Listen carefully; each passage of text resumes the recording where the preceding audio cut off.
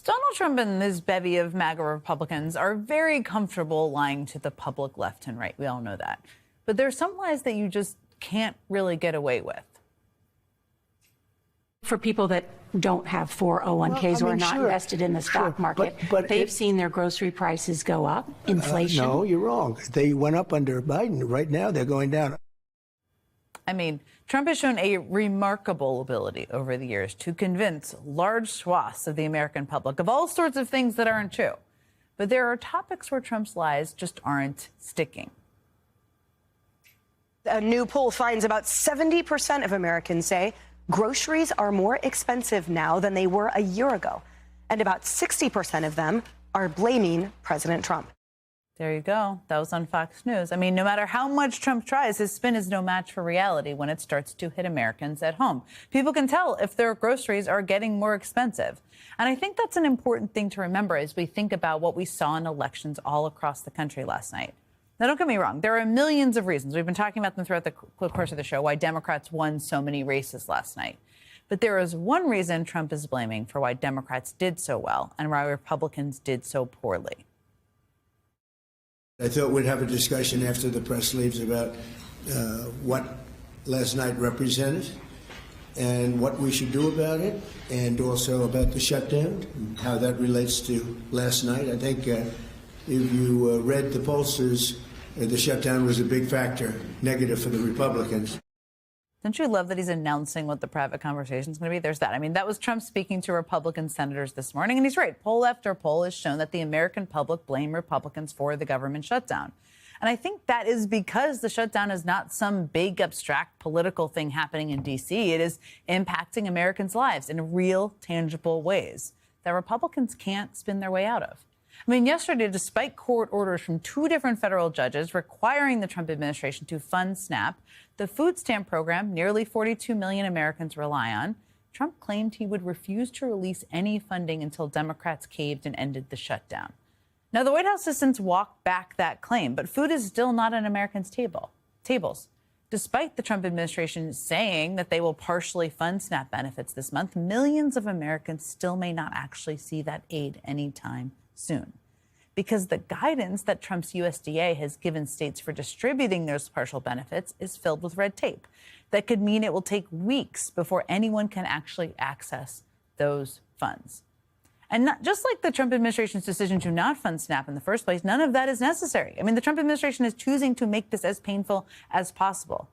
Even once that partial funding is eventually distributed, the Trump administration is actively choosing, even though they don't have to make it just 50% of what SNAP recipients are entitled to. That means the average SNAP allowance right now is just $187 per person a month. The Trump administration is choosing to make that just $93.50. Can you imagine trying to buy a month's worth of groceries with just $93? That's the reality the Trump administration is forcing upon millions of Americans right now. And that is a reality that no amount of lies can spin. President Trump is not lying about one thing, though, that this shutdown is hurting the Republican Party's popularity. That's true. So now the question is, how can Democrats use the clear message from last night's win to get Republicans to end this shutdown? Joining me now is Democratic Senator Chris Murphy of Connecticut. What a big blowout last night. I want to talk to you about that. But what's also happening right now is the government remains shut down, which is having a huge impact on Americans across the country. And the Washington Post is reporting that there is a group of about a dozen, what they're describing as moderate Senate Democrats, considering striking a bipartisan deal to end the shutdown and fund the government if Republicans pledge to put the ACA subsidies up for a vote. I'm guessing, because I've been watching what you've been saying and watching what you've been saying online, that you don't think that's the right strategy. But tell me why. Well, I mean, first of all, it was great to see Governor-elect Cheryl and you talking about, what a big win she had last night. This was a night where, clearly it was a referendum on Trump's corruption and chaos. But I also do think that this was an endorsement of the Democratic Party, which has been for the first time this year really showing some fight, standing up for our values and saying, listen, we're not going to sign on to a corrupt, immoral budget. People don't want the shutdown to continue any longer than is necessary, but they know who's causing it. Increasingly, people say, listen, this is Donald Trump's shutdown. All he has to do is sit down and negotiate with Democrats for a couple hours, and the shutdown could be over. Because what are we asking for? It's not unreasonable.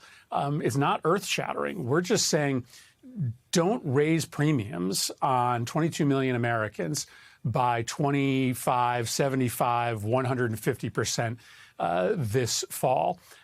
That's what we're asking for, to get the government back open and operating. And the president could cut that deal in a matter of minutes. So, yes, I think it would be very strange after the country just came out and rewarded Democrats for finally standing up and fighting for our values, to then give in to Donald Trump and cease fighting. Donald Trump said this morning he doesn't want the shutdown to continue.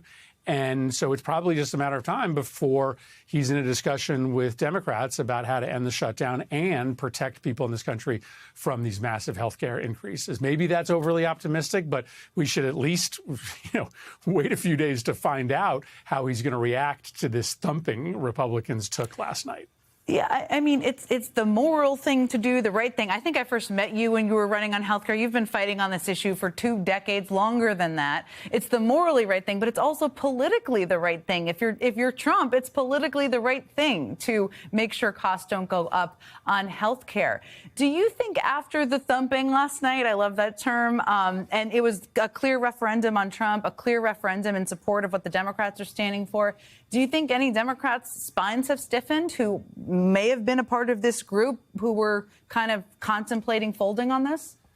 Yeah, I mean, we've obviously been in close discussions all day today. The folks who are in that room talking to Republicans, in discussions with people like me who believe that we should continue this fight to protect people's health care. And, hopefully there, will be some fruit from those discussions in the coming days. But you are right to point out the moral consequences of reopening a government with premiums doubling for Americans. The estimates are that about 4 million Americans would lose their health care insurance. I spoke to a woman in South Florida just earlier this week, where the horror will be the worst, who is going to lose her insurance and is going to have to decide whether she or her husband gets health care. They both have very complicated illnesses. They are deciding which one of them is going to survive to be able to take care of their 4 kids. So shutdowns are very hard. They involve lots of pain.